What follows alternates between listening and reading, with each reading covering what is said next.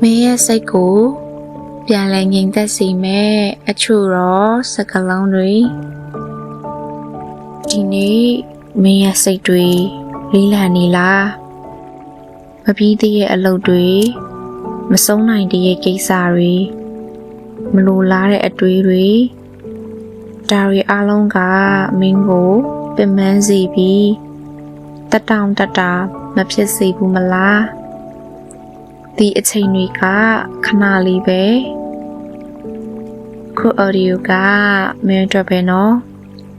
တခြားဘယ်သူအတွက်မှမဟုတ်ဘူးမင်းအတွက်ပဲမိုးရွာတန်တွေလားညဘက်မှာတိုက်တဲ့အိမ်များတဲ့လေပြေးတန်တွေလားကြီးဆွဲလာသလိုမင်းကိုဒီအတန်လေးနဲ့ငြိမ်သက်စေချင်တယ်အခုအတက်ကိုပြင်းပြင်းရှူလိုက်ပြီးဖြည်းဖြည်းချင်းရှူထုတ်လိုက်ပါတစ်ချိန်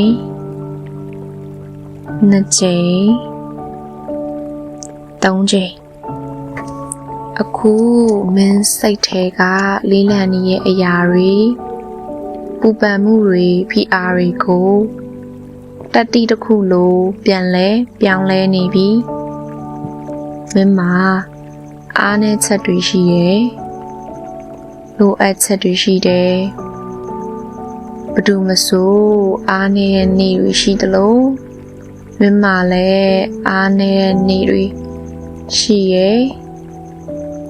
မလုံနိုင်ဘူးလို့မထင်ပါနဲ့မဖြစ်နိုင်ဘူးလို့မတတ်မှတ်ပါနဲ့မင်းဟာခံနိုင်ရည်ရှိတဲ့သူရှည်ရှင်းတဲ့သူအိမ်မက်တွေကိုမှန်ကန်တဲ့နည်းနဲ့လိလာဖို့တကြွတဲ့သူပါဒီနေ့ကအချိန်ပေါင်းများစွာထဲကနေတဲ့နေ့ပါ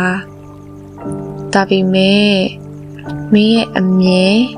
မင်းရဲ့စိတ်ထားလေးတစ်ချက်တာပြောင်းနိုင်မယ်ဆိုရင်မနှက်ဖြင်ဟာမင်းဘဝရဲ့ကြီးမားတဲ့တိုးတက်မှုတစ်ခုဖြစ်လာနိုင်ပါတယ်ဒီနေ့ဒီအချိန်အတွက်ကိုကျေးဇူးတင်လိုက်ပါမင်းရဲ့စိတ်ကိုနားမလည်နိုင်သူများစွာရှိပေမဲ့မင်းကကိုနားလဲတယ်အေးချမ်းပါစေစိုးရိမ်ပူပန်မှုတွေလျော့နေပါစေ